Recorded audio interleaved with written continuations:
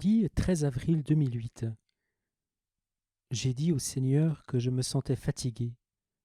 Ô mon bien-aimé Jésus, l'efficacité et la fécondité de ce temps d'adoration ne viennent pas de moi, mais de toi. C'est toi qui fais tout. Je me tiens devant toi comme un vase à remplir. Puis j'ai demandé à notre bienheureuse Mère, médiatrice de toute grâce, d'ouvrir ses mains sur moi et de m'accorder ce qu'elle savait être le meilleur pour moi et pour les prêtres que je représente en présence de son Fils. Cher et bien-aimé prêtre de mon cœur, sache que je suis ici pour toi dans le sacrement de mon amour, quels que soient les sentiments qui t'habitent. Il te suffit de venir en ma présence. N'ai-je pas dit « Venez à moi, vous tous qui êtes fatigués et ployés sous le fardeau, et je vous soulagerai » Je t'ai dit « Viens » et tu m'as obéi en venant à moi et en demeurant dans le rayonnement de mon visage eucharistique.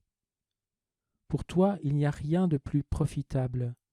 Tu as besoin de prendre du temps auprès de mon cœur eucharistique. En ma présence, je communique à ton âme tout ce que je veux que tu possèdes et tout ce que je veux que tu saches. Tu peux ne pas t'en rendre compte lorsque cela se produit, mais plus tard tu expérimenteras les fruits et l'efficacité de ce temps passé en ma présence. Lorsque je choisis une âme pour l'une de mes œuvres, je commence toujours par attirer cette âme au plus près de moi en lui faisant goûter à mon amour le plus doux.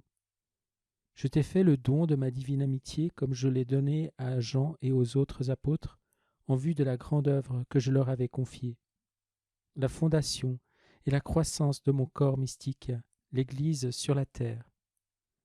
Toute œuvre qui vient de moi commence de cette manière. Ceux qui pensent pouvoir réussir en planifiant, en calculant et en employant des moyens humains à la manière du monde, je ne peux pas les employer à l'édification de mon Église. J'appelle les petits et les pauvres, ceux qui ne possèdent rien, en dehors d'une immense confiance dans mon amour miséricordieux. Je veux qu'ils viennent à moi et qu'ils s'offrent à mon cœur eucharistique en vue de mes projets et de mes buts. Je te prépare maintenant pour une œuvre qui sera clairement toute mienne. Fais confiance en mon amour pour toi et pour tous mes prêtres. Cherche ma présence eucharistique en toute occasion et demeure devant moi, afin que je puisse te remplir et te rendre capable d'être mon instrument et le représentant de mon cœur transpercé. Il me plaît que tu sois venu à moi cet après-midi. Je te bénis, et je bénis ceux pour qui tu as promis de prier. Ma Mère Immaculée ouvre ses mains sur toi. Une pluie de bénédictions tombe de ses mains pures et pénètre ton âme. Maintenant, rends-moi grâce. Jeudi 17 avril 2008. Il ne suffit pas que tu viennes ainsi devant moi le jeudi seulement. Le désir de mon cœur est de te voir en ma présence tous les jours de la semaine. Et bientôt je ferai en sorte que cela arrive.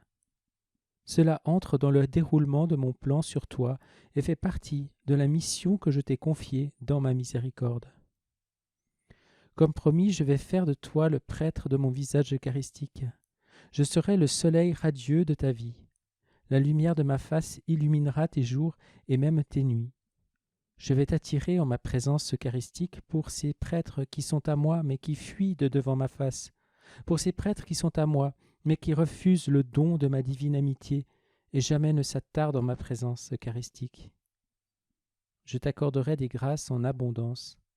Je te donnerai les grâces qu'ils refusent de recevoir.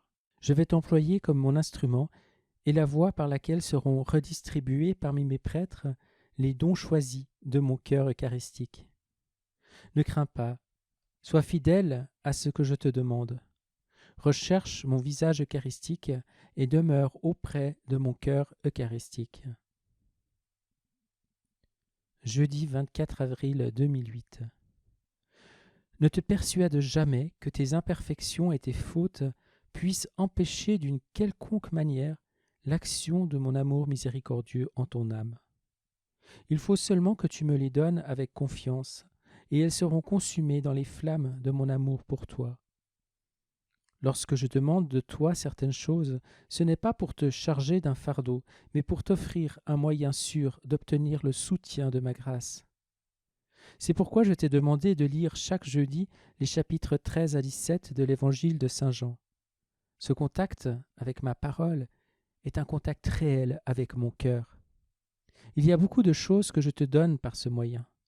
Tu ne t'en rends pas compte maintenant, mais au moment favorable, tu feras l'expérience des grâces obtenues par ton obéissance à ma requête. Je suis simple et affectueux avec toi. Je suis l'ami de ton cœur, le plus fidèle et le plus compatissant des amis. Ne doute jamais de mon amitié pour toi. Elle est indéfectible. Et je veux que tu puisses te reposer dans l'assurance de mon amour pour toi. Tu feras l'expérience de ma divine amitié chaque fois que tu viendras en ma présence eucharistique. Cherche mon visage eucharistique et apprends aux autres et spécialement à mes prêtres à faire de même. Celui qui cherche mon visage eucharistique découvrira aussi les secrets de mon cœur eucharistique, le tabernacle de mon amitié pour vous. Lorsque j'ai institué le sacrement de mon corps et de mon sang, je ne l'ai pas fait seulement pour unir plus intimement tous les membres de mon corps à moi qui en suis la tête. Je ne l'ai pas fait seulement pour les nourrir et leur donner à boire en vue de la vie éternelle. Je l'ai aussi fait afin de rester présent, proche et toujours disponible à ceux qui chercheront ma divine amitié, en m'adorant réellement présent dans le sacrement de mon amour. J'ai institué le sacrement de mon corps et de mon sang en pensant en premier lieu à tous mes prêtres. Je les ai tous vus, chacun d'eux, à travers les âges jusqu'à la fin des temps. J'ai vu ceux qui m'approcheraient dans le sacrement de mon amour, et à cause d'eux je me suis réjoui. J'ai vu aussi ceux qui resteraient loin de moi dans le sacrement de mon amour, et à cause d'eux je me suis affligé. Mes prêtres sont les hommes que je choisis pour vivre dans l'intimité de ma présence eucharistique. C'est d'abord pour eux que j'ai caché ma face et mon cœur dans le sacrement de mon amour. Je veux que tous les prêtres expérimentent le mystère de la très sainte Eucharistie comme le sacrement par excellence de ma divine amitié. Le prêtre qui s'approche de moi et qui demeure avec moi dans le sacrement de mon amour ne perd pas son temps. Il se trouve à la source même de toute bonne chose, et je bénirai son sacerdoce d'une merveilleuse fécondité apostolique. C'était là le secret de tant de mes saints. Je te les ai fait connaître, et je te les ai donnés comme intercesseurs et protecteurs pour toi et ceux que je t'enverrai. Au-dessus de tous, il y a ma sainte mère, ma toute belle et immaculée mère Marie. Elle est là où je suis. Elle est proche du prêtre qui est proche de moi dans le sacrement de mon amour. Rien ne donne autant de joie à son cœur immaculé que de voir un de ses fils prêtres en adoration devant mon visage eucharistique. Elle ouvre ses mains sur lui, comme elle le fait sur toi en ce moment, et fait tomber une pluie de grâce en son âme. Aime ma mère de plus en plus. De toi-même tu ne t'approcheras jamais de l'amour de mon propre cœur pour elle. Mais moi, par un don gratuit, je peux t'unir, et je le ferai, à l'amour de mon Sacré-Cœur pour elle. Ainsi en arriveras-tu à expérimenter l'ineffable union de nos deux cœurs en ton propre cœur. Sois fidèle à son rosaire, c'est le bouclier et l'épée du combat spirituel.